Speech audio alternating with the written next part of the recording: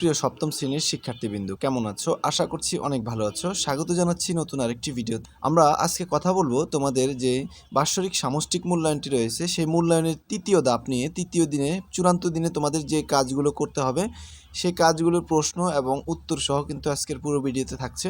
অবশ্যই তোমরা ভিডিওটি মনোযোগ সহকারে দেখবে। দেখার পর আশা করছি তোমরা সকল উত্তরগুলো পেয়ে যাবে। দেখো, এখানে ধাপ 3-এ লেখা আছে মূল্যায়ন উৎসবের দিন। সময় তোমরা পাবে হচ্ছে 120 মিনিট। তৃতীয় সেশনের শুরুর 25 মিনিট শিক্ষার্থীরা তাদের সংগৃহীত তথ্য বিশ্লেষণ করবে।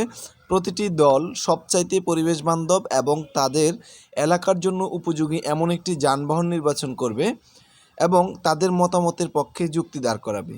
এই নির্বাচনের সময় তারা পরিবেশের উপর বিভিন্ন যানবাহনের প্রভাব বিশ্লেষণ করবে, একই সাথে মানব স্বাস্থ্যের উপরে এদের প্রভাবও আলোচনা করবে।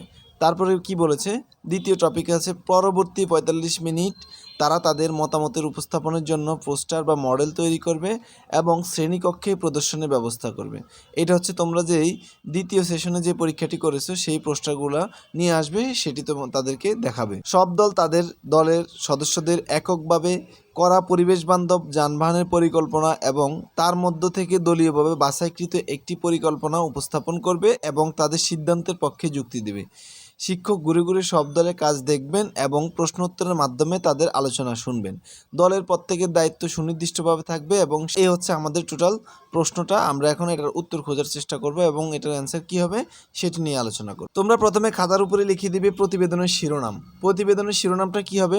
পরিবেশ বান্ধব যানবাহনের পরিকল্পনা সম্পর্কে প্রতিবেদনমূলক প্রতিবেদন। এরপরে তোমরা লিখে দিবে প্রতিবেদকের নাম, তোমাদের নিজের নাম লিখে দিবে। এখানে আমি দিয়েছি মেহেদি হাসান। তারপরে লিখে দিবে তোমরা তারিখ কোন দিন দিবে, যেদিন তোমাদের পরীক্ষাটি অনুষ্ঠিত হবে 28 তারিখ, এই জন্য তোমরা 28 তারিখ লিখে দিবে এখানে। এরপরে দেখো, এখানে একটু বড় করে হেডিংটা লিখে দিবে পরিবেশ বান্ধব যানবাহনের পরিকল্পনা। যানবাহন অনেক ধরনের হতে পারে। গ্রাম ও শহরভেদে যানবাহনের বিভিন্ন লক্ষ্য করা যায়। সাধারণত গ্রামীণ এলাকায় যাতায়াতের জন্য যে সকল যানবাহন ব্যবহার করা হয় সেগুলো হচ্ছে নৌকা, লঞ্চ, মোটরসাইকেল, রিক্সা, ট্রলার, গরুর গাড়ি, ঘোড়ার গাড়ি ইত্যাদি। অপরদিকে শহর এলাকায় যাতায়াতের জন্য যে সকল যানবাহন ব্যবহার করা হয় সেগুলো হচ্ছে বাস, ট্রাক, মিনিবাস, কার গাড়ি, মোটরসাইকেল ইত্যাদি। আমি যে এলাকায় থাকি তা শহরের অন্তর্গত, তাই এখানে বাস, ট্রাক, কার গাড়ি, মোটরসাইকেল, রিক্সা এগুলো বেশি চলে। তন্মধ্যে সবচেয়ে বেশি পরিবেশ বান্ধব এবং আমার এলাকার জন্য উপযোগী এমন একটি যানবাহন যদি নির্বাচন করতে হয় তাহলে আমি নির্বাচন করব কার গাড়িটি। তবে সেটা বৈদ্যুতিক কার গাড়ি হতে হবে। আমাদের প্রাকৃতিক পরিবেশের অন্যতম ও প্রধান হলো বায়ু বা বাতাস, যা ছাড়া প্রাণী জগৎ এক মুহূর্ত বাঁচতে পারে না। বায়ু দূষণের অন্যতম কারণ হলো নিউক্লিয় আবর্জনা, কয়লা পুড়িয়ে কার্বন ডাই অক্সাইড বাতাসে ছড়িয়ে দেওয়া। কলকারখানায় দূষিত গ্যাস, যানবাহনের জ্বালানি পোড়া গন্ধ বাতাসে মিশে বাতাস দূষিত হচ্ছে। দূষণের ফলে মানুষ শ্বাসকষ্ট, ক্যান্সারের মতো দুরারোগ্য ব্যাধির শিকার হচ্ছে। বায়ু দূষিত হচ্ছে মূলত ফিটনেসবিহীন যানবাহন ও কলকারখানার কালো ধোঁয়ায়। পরিবেশ অধিদপ্তর বাংলাদেশের বেশিরভাগ নগরের বিভিন্ন স্থানের বাতাস পরীক্ষা করে বায়ু দূষণের প্রমাণটি পেয়েছে। বিশেষজ্ঞদের মতে কালো ধোঁয়ার সঙ্গে বস্তুকণা, সালফার ডাইঅক্সাইড ও নাইট্রোজেন ডাইঅক্সাইড, সীসা সহ অন্যান্য ক্ষতিকারক উপাদান বাতাসে ছড়িয়ে পড়ছে। এভাবে বাতাস দ্রুত দূষিত হচ্ছে। বিশেষজ্ঞ চিকিৎসকের মতে কালো ধোঁয়ায় থাকা বস্তুকণা ও সালফার ডাইঅক্সাইড এর প্রভাব ফুসফুস, কিডনি জটিলতা ও হৃদরোগের ঝুঁকি রয়েছে। এছাড়া নাইট্রোজেন ডাইঅক্সাইডের কারণে শ্বাসযন্ত্রের প্রদাহ, নিউমোনিয়া, ব্রঙ্কাইটিস ও শিশুদের বুদ্ধিবৃত্তি ব্যাহত হয়। দূষণের উচ্চ হারের কারণে পরিবেশের উপর প্রভাব বিশ্বজুড়ে ব্যথা এবং অ্যালার্ম সেট করেছে। যেহেতু কিছু সিস্টেম সংশ্লিষ্ট পরিবেশগত ব্যবস্থাগুলি মেনে চলে না, তাই ট্রিগারগুলির মধ্যে একটি হলো শহরে পরিবহন ব্যবস্থার ব্যবহার। এই সমস্যার মুখোমুখি হয়ে জাতীয় এবং আঞ্চলিক সরকারগুলি দূষণের হার কমাতে সাহায্য করার জন্য কিছু ব্যবস্থা বাস্তবায়ন করেছে। তাদের অংশের জন্য লোকেরা ইতোমধ্যে ব্যবহার করে তাদের নিজস্ব পদক্ষেপ নিয়েছে পরিবেশগত পরিবহন এবং অদূষণকারী যানবাহন। এখন পরিবেশ বান্ধব পরিবহন এবং বৈশিষ্ট্য এবং গুরুত্ব সম্পর্কে আলোচনা করব। পরিবেশ বান্ধব পরিবহন বা সবুজ পরিবহন সৃষ্টির উদ্দেশ্যে বড় শহরগুলিতে দূষণ হ্রাস করতে হবে।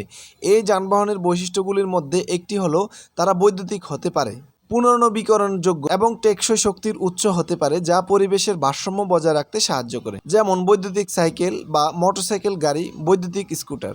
ইকোলজিক্যাল ট্রান্সপোর্ট থাকার একটি সুবিধা হলো এটি দূষণ কমায়, যা পরিবেশের উপর ইতিবাচক প্রভাব ফেলে এবং শহুরে পরিবহনকেও সাহায্য করে। যেহেতু দূষণকারী গ্যাস সকলের স্বাস্থ্যকে ঝুঁকির মধ্যে ফেলে, তাই শ্বাসযন্ত্রের রোদের বিস্তার রোধ করার জন্য অবশ্যই সমাধান খুঁজতে হবে। জলবায়ু পরিবর্তন, গ্রিন হাউস প্রভাব, দুর্বল বর্জ্য ব্যবস্থাপনা এবং আরও অনেক কিছু বিশ্বকে আরও দূষিত করে তোলে। সর্বশেষ প্রতিকারগুলির মধ্যে একটি ক্ষতি কমাতে সবুজ পরিবহন ব্যবহার করার উপর দৃষ্টি নিবদ্ধ করেছে। এই ধরনের পরিবহন ব্যবহার করার অনেক কারণের মধ্যে একটি হলো আমরা শ্বাস নেওয়া বাতাসের গুণমান উন্নত করার উপর প্রচেষ্টা।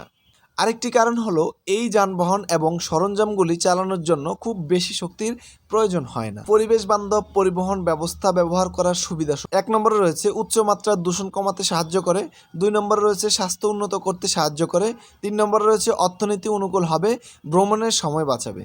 পরিশেষে আমরা বলতে পারি পরিবেশ বান্ধব যানবাহন ব্যবহার করার মাধ্যমে আমরা আমাদের পরিবেশকে বাঁচাতে পারি, সাথে সাথে আমরা আমাদের নিজেদেরকেও বাঁচাতে পারি। এই হচ্ছে তোমাদের সম্পূর্ণ উত্তরটা, এবং প্রশ্নে যা যা চেয়েছে আমি কিন্তু তাতেই যে মার্ক করে দিয়েছি, একটু মোটা করে মার্ক করে দিয়েছি। এই একটা, তারপর হচ্ছে যে একটা, তোমরা এইভাবে যদি ফলো করো তাহলে আশা করছি তোমাদের আর কোনো সমস্যা হবে না। তারপরেও তোমরা যদি কোনো কিছু বুঝতে অসুবিধা হয় অবশ্যই কমেন্ট সেকশনে জানাবা, আমি উত্তর দেওয়ার চেষ্টা করব। আজকের ভিডিওটি এখানে শেষ করছি, দেখা হচ্ছে পরবর্তী কোনো ভিডিওতে। সে পর্যন্ত সকলেই সুস্থ থেকো, ভালো থেকো, আল্লাহ হাফেজ।